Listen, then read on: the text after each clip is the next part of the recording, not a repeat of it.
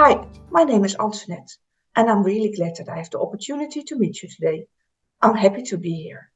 I'm excited to speak to you about why IoT devices are mandating a zero tolerance security architecture. And let me tell you why. Prevention pays. You need prevention for scalability, to increase savings and massively decrease costs, for profitability, and with that I mean an increased turnover, increased productivity, and increased efficiency, basically an improved daily operations. Reliability is the third one, and with reliability I mean how do you make sure that the device keeps on working as intended, not only today, but that it's safe for 0 days for tomorrow as well. All of those three things, scalability, profitability, and reliability, will lift a burden from us. I always start with this slide. When do you think the first cyber attack took place? Guess what? It's almost 200 years ago. Two brothers, Francois and Joseph Blanc, manipulated that data that went into the national telegraph system. So this clearly demonstrates that criminals are very creative and always looking for new ways in, and that you need to man it up to make sure that there's no data poisoning, that the device is really secure. You are as strong as your weakest link. And as you can see here, at that time in France, there were all kinds of mechanical telegraph systems like this, so they can sign letters to each other. And it's even said that Napoleon had a tiny telegraph system with him when he took to battle. So, but this one is clearly proven, and this one clearly demonstrates that hackers are opportunistic. And why do we need zero tolerance? IoT devices require prevention, preventative security controls rather than detective security controls. Why? You need prevention to make sure that the device is not acting as a jump host, stepping stone into your network.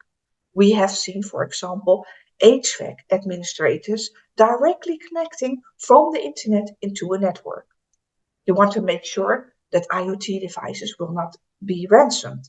We have seen that due to the geopolitical reasons and situation with Russia and Ukraine, some OT devices are ransomed as well. We have seen lateral movements, think for example the mass terminal hack, propagation attacks. And if you are unfamiliar with propagation attacks, it means basically that an infected device is looking for other devices to infect and imposing a big risk to a company. We have seen IoT devices stealing sensitive information. Think, for example, of the IoT fish tank hack in the US casino. Nobody was assuming that the IoT fish tank that had a smart thermometer, that the thermometer was being used as jump host to steal sensitive and extract sensitive information from the network. And we have seen IoT devices being utilized to start the cyber kill chain. So the first one is prevention. The second one is making sure that the IoT device is safe. Mitigation of physical risk, no misuse or no accident. The third one is preserving. Remember that I started this talk with making sure the device keeps on working as intended. You need resilient IoT devices. For example, your Ring doorbell has a different security posture and approach than an MRI or an infusion pump in a healthcare environment. And yet they all, both the Ring doorbell and infusion pump, hold sensitive information and require sensitive and security, preventative security controls to keep the sensitive information safe.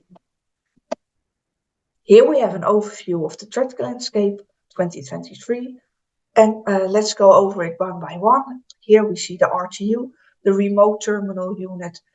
GhostTech was the first one to claim that they ever in the world had encrypted an OT device, an operational technology device. And this device is used in energy companies, and it was ransomed and displaying a note F Putin. Here we have the cyber warfare with the Colonial Pipeline hack. I'm sure you all heard about it. The Colonial Pipeline was not specifically an attack. It was just basically exploiting unpatched vulnerabilities in a vulnerable VPN system and shutting down operation, also causing a massive impact. Here we have device cameras. They had backdoors, so they could be utilized to open a reverse shell, allowing a device takeover, exploit an authentication, and so forth. Here we have cyber warfare as well.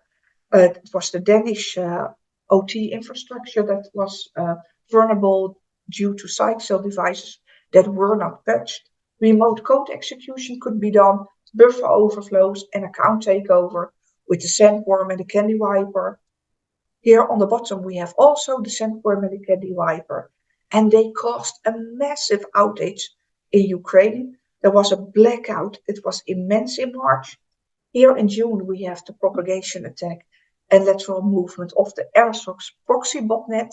And I think this is so funny because they were posting a picture of themselves that they were the AirSocs administrator team. They were selling high quality proxies, meaning compromised IoT devices from doorbells, garage doors, industrial IoT devices, and later even mobile phones.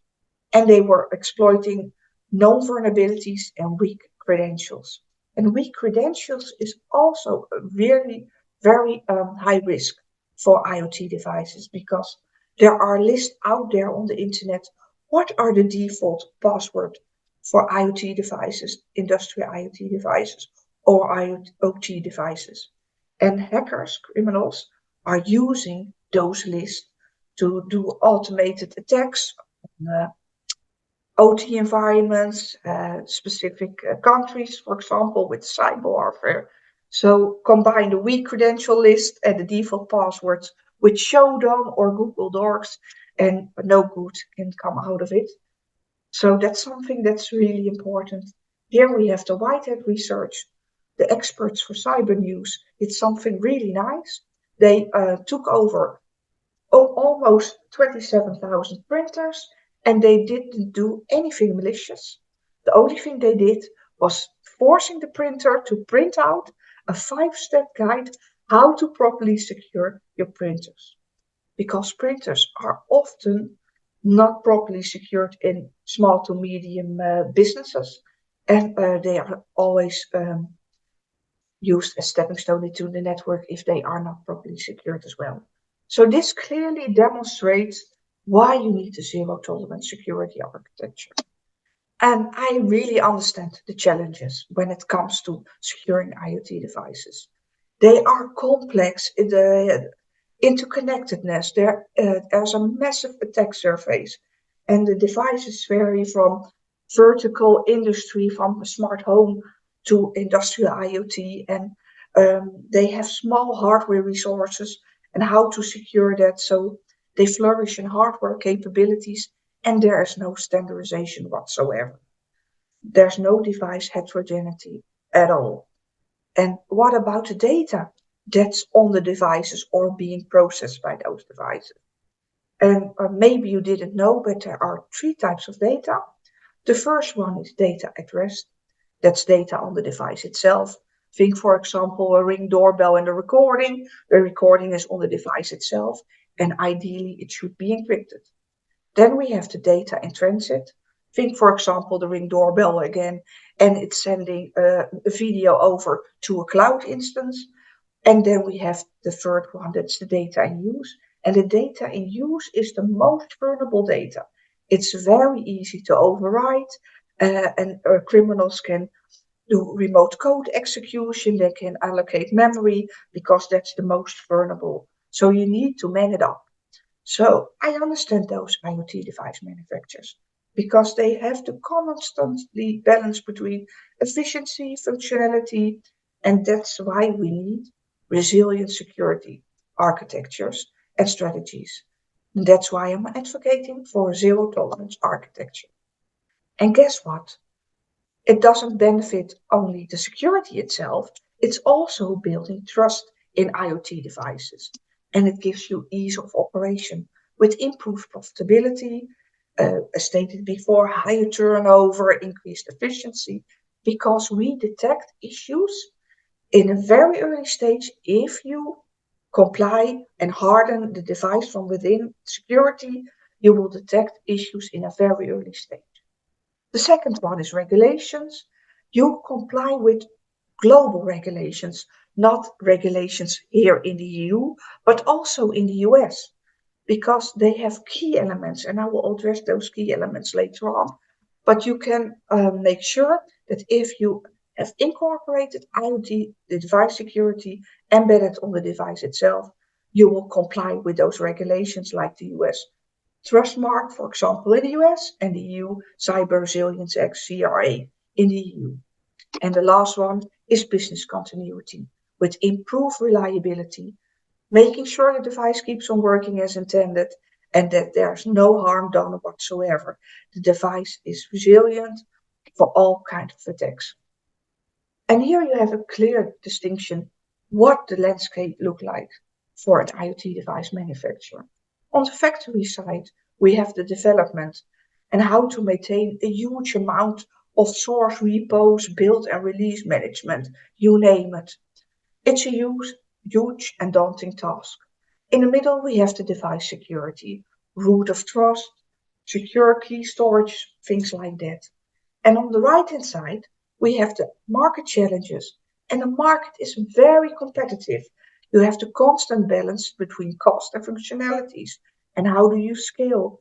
And how do you make sure that you don't fall victim to supply chain disruptions? Also a big challenge.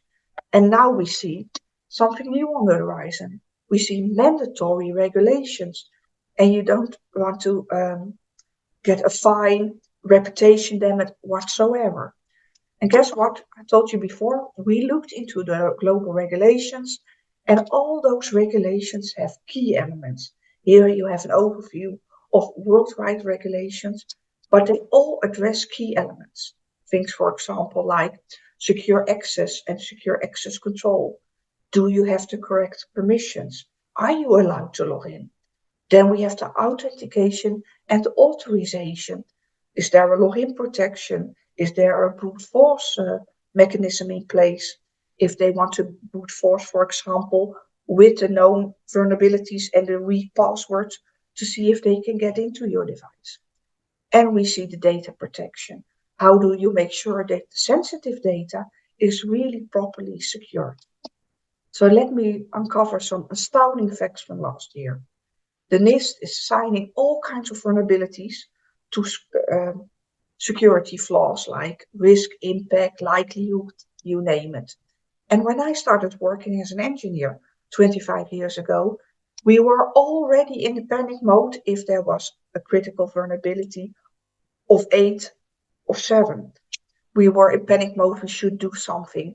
But the last years, we see a lot of critical vulnerabilities ranging from 9 to 10, and 10 is the highest as you can go. And 10 means immediate action.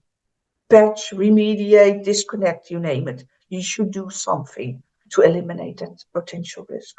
So that is putting organizations at risk. And if we do the math and we count it down to a day, you'll see, 72 vulnerabilities a day, but 11 critical that you should address. And how do you make sure that your device is secure, not only today, but also tomorrow?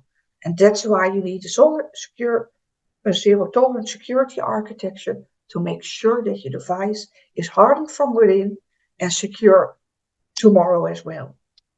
That's why I'm advocating to really build resilience and trustworthy IoT ecosystem, not only for end users, but for businesses, enterprises, because we need those principles of zero tolerance and zero trust. And here you can see it starts from the device itself. You want to make sure that the business continuity is okay. You want to have the trust and user confidence, the regulatory and legislative acts that you should address.